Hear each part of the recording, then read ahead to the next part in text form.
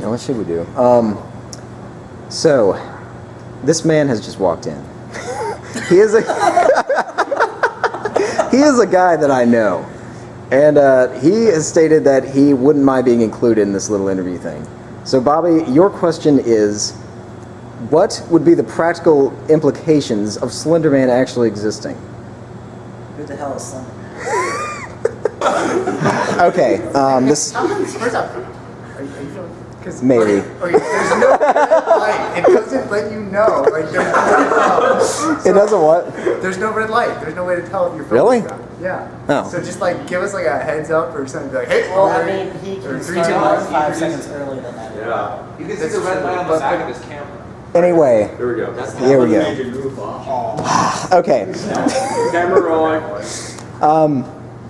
All right, Joseph here, doing a interview for a paper that I'm doing, college, on the subject of the effectiveness of found footage horror series. And the professor is graciously allowing us to do a video component to go along with the essay.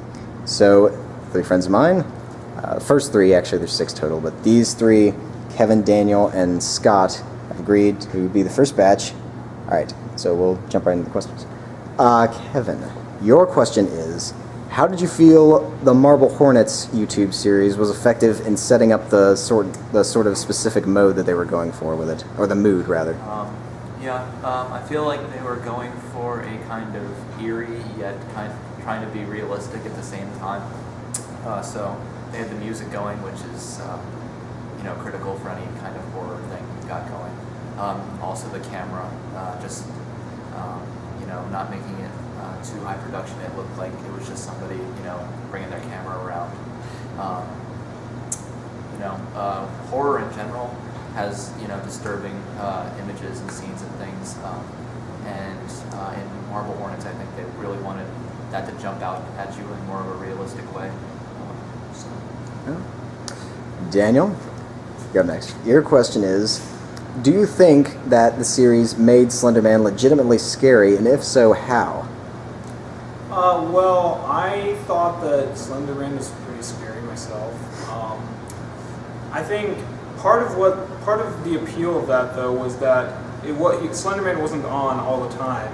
There were long tracks of the filming where there wasn't really anything out of the ordinary happening.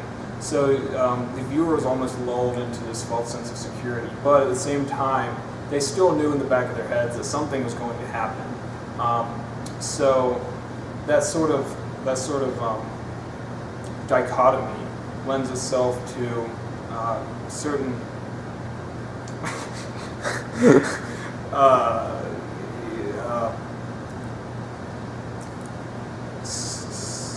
seats of fear within the human soul.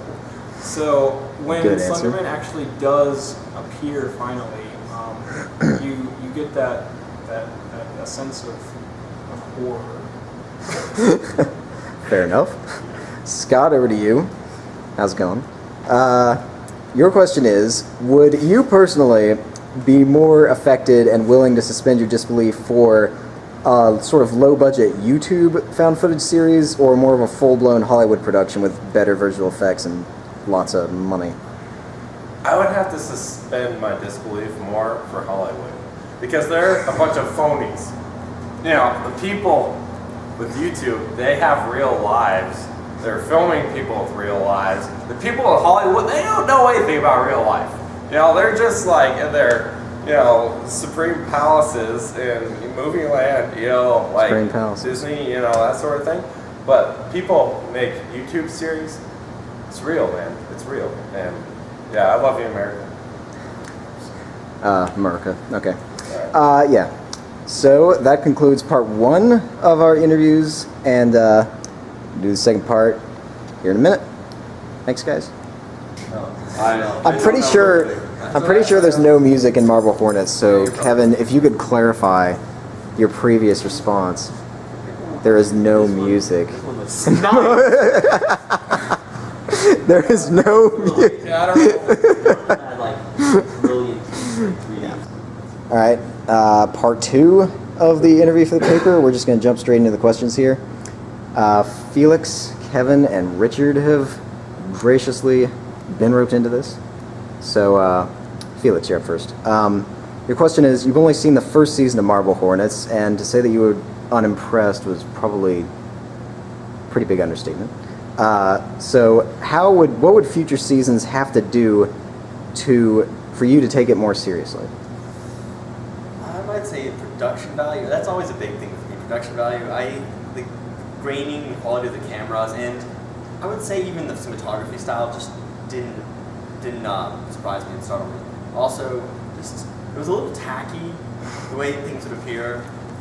There was occasionally good shots and clever things, but the acting, it just as a whole, wasn't impressed. So they would need to make better actors, maybe do a little better camera work, not so much shaky. That's just a personal thing. So, Right. yeah. Fair enough. Kevin, your question is, what would a found footage series in general have to do for it to scare you? Well, for one, it can't have a very easy plot to decipher. That would help. When you know what's coming, it's not scary. What else? I mean, when you the plot sucks. I don't know what else to say. It's so you know what's coming. Yeah. Alrighty then. And Richard, the last question. How do you think the amount of the budget would affect the quality of found footage horror series? I think that's the whole point of found footage, is the budget. I think it affects it immensely. But I think that by doing found footage, you avoid the budget issues that you would have with another kind of film. So in one sense, I feel like the whole genre is kind of born from a lack of budget, but that once you have that, it's a way of compensating for it, is doing the found footage. All right. Well, nice responses, people. And edit this up later, and looking good so far. So thanks.